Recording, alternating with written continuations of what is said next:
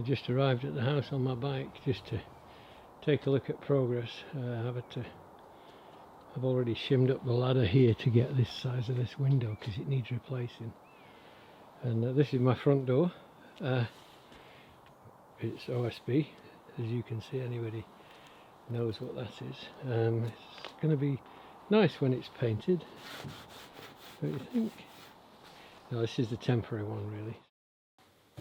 Hi. I'm in my living room, and I just wanted to kind of touch base a little bit with you before I give you a little tour of what we've accomplished so far. But this is where I've had builders come in. There's some friends that have come in to do some work for me and one of the things that I've discovered about myself is that I probably am some kind of control freak and have a lot of trouble handing off work to other people. That's not strictly true because we have videographers and writers and people that are pulling stuff together all the time doing research, and then I work with other people, young apprentices and so on as well, to help them get their foot on the ladder as I was helped 50 odd years ago. So I'm working with Hannah and Jack and Peter and other people that come in whenever they can to do some woodworking. But when I say I had difficulty handing over, there's some things that I do have difficulty with because I've built 2 houses. I've done several things with my life where I've restored houses and built brick fireplaces and, you know, done all manner of things, torn roofs off, put third floors in attics and stuff like that. And when we got this house, for the house full of furniture that we planned to make, I had a lot of trouble handing it over to one of Joseph's accomplices in the get dad off the ladder of doing everything himself, you know, because I've done everything myself pretty much, plumbing and electrical work and all manner of things through the years to make my life work, and so this is a little bit different, being able or having to hand over so many areas, painting doors, replacing floors and balustrades and stuff like that, sanding down staircases. That's what I've always done myself, but this time I just couldn't do it and keep up with my existing workload, which is already long days for I don't think many people do work 12 hours a day, or 10, not necessarily, but it's not work, and that's the other important thing. It's not work for me. I really don't watch TV. I very rarely watch a film. I'm not really interested in them. Within a few minutes I've usually lost the plot or lost interest or something like that. So this isn't some self-righteous indignation about that. I think everybody enjoys a film. Some people enjoy them every day. Some people enjoy just watching the news, watching all kinds of intelligent programs, and that's fine.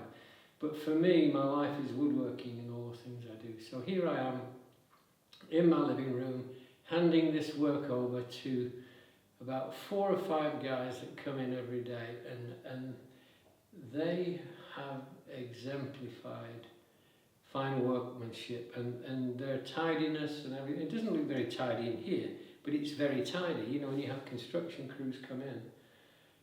But these guys have really been very, very respectful and careful and honourable in every way I can think of. And they've done all the plumbing, they've done the electric work, they've done the new radiators, they've done things with the doors and skirting boards, taken fireplaces out, that kind of stuff. And the nice thing is, this is preparing us, you and me, to go on this journey. We're moving towards building the pieces now, and in just a few weeks we'll be starting to pull all this together. I don't know when that'll be as far as where it hits you, but I've already started designing pieces. I've got pictures on paper that I've drawn up and stuff like that. So I just wanted to welcome you to the living room in the process of looking at the progress we've made And to do that, I'm going to pick the camera up. And yep, this is all the stuff the building crew are using. And but if you remember, there was a fireplace, a big fireplace in here, mantel shelf and everything. So they're patching up the skirting board now. They've got the window linings yet to plaster, because we're taking these windows out all the way through here, putting new window frames in and new sills, double glazing and all of that kind of thing. There are the spots up in the ceiling which I wanted very much. And then down here, I don't know if you recall, but we had the fireplace came out here. And before we did, we tore the carpet in the corner up just to see what was there. And we found this, it's really a pine parquet flooring. It could be longleaf pine, it could be, I haven't really looked at it that closely, because I'm not that bothered. I'm not really too concerned. But they've had, they ran some pipes, gas pipes underneath, so they had ripped up this flooring in the corner and concreted pipes underneath the concrete to run the pipe to the gas fire, which I didn't want. So you can see I've got tons of electric plugs and outlets in here, 5, 6 of them I think, and then nice new radiators, which I like this retro look. It's nice. Reminds me of the 40s and 50s probably in school. So we're patching up the floor. We had to take up the flooring in the hallway, and that was already badly patched because of the gas and electric cables being passed underneath. So this stack of parquet flooring here was down here. And of course the doorway was 2 feet inside that OSB there. So we've extended it out because we really don't need that kind of porch in this day and age in my house. So we've taken that out, and we have and so they've leveled the floors. They're using this quick set flooring that levels just beautifully. That light spot going across there was the cement that was patched up where the gas pipes were underneath. So there we go. So all the doors are been painted or in the process of being painted, walls painted, stuff like that. More spots in the ceiling here. We took out the panelled handrail underneath the handrail because I didn't really I wanted the openness, a little bit more open. So we've progressed up here now. So it's really quite a nice job they've done, because this is all old skirting and such. So bedroom doors patched. They've put new architraves in up here. Well, not all new, just patched up because it was damaged. These are some holes yet to be filled, that kind of thing. So new handrail here. I'll feel a lot better now because my granddaughter comes over. So this window is going to be replaced as well. So I think it's looking exactly how I wanted it to look, which I think is going to be great, because this means that any piece of furniture I make for, say, this corner down there or this corner here, I can make a nice cupboard for there of some kind, and it means it's all going to pop off when I put my pieces in here. So we're ready to get this show on the road. So I think it's going to look very nice when it's all together in one piece. In the next 3 days there'll be floor tile down in here. I think we're having black and white flooring, floor tiles in this porchway down through the hall and everything. So in another 3 days, 4 days, something like that, this will be pretty much completed. So it's very exciting, don't you think? A friend of mine sold me some beech, some elm, and one other wood. I've forgotten what that wood was, but so I went and picked it all up over the last week or so in my on my trailer. So I've got a lot of beech. This is spalted beech, which is going to be really good because I wanted some beech for the house full of furniture that we're going to be building. So here on this end grain I can see the spalting, and that's going to telegraph through the wood. Lots of spalting but no rot, so again a little bit more spalting here. So by the time I've cut this down, so what I have to do to this, I've got to get the moisture down because it is around about 20 to 26-27%, and so I want to get that moisture level down as quickly as I can without overstressing the wood. So what I'm going to do next is cut off most of the wane edge where on the pieces I don't want wane. You see this piece here, I may well keep that as a slab like that, because I might make that into maybe a garden bench or some kind of bench for a hallway, entryway or something like that. So I'm going to be very judicious about how I cut what. But then I've got other things I've got to consider, crotch grain, where I might get some high figuring. But I am going to take off, this is an issue here. There are cracks in here because the end grain wasn't painted. See, here is where I cut it off. I've cut these, cross-cut these. Again, you can see some spalting in there. It's going to make it special.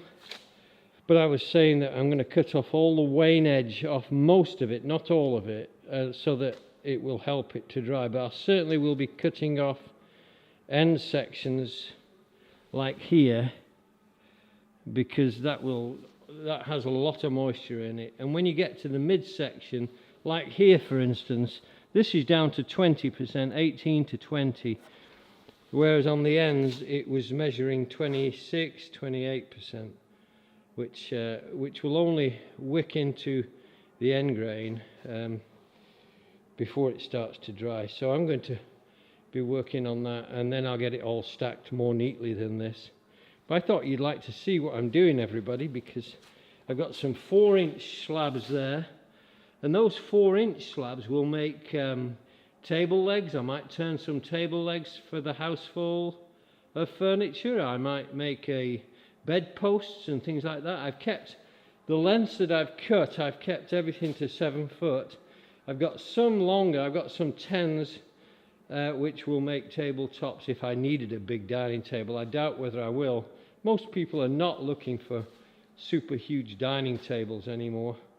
I thought I'd let you see what Jack's working on because he's not here. But this is Jack's clock. This is made out of some scrap Meranti that, if you remember rightly, I found in the skip. So he's been making his joints. His joints have come out really nicely.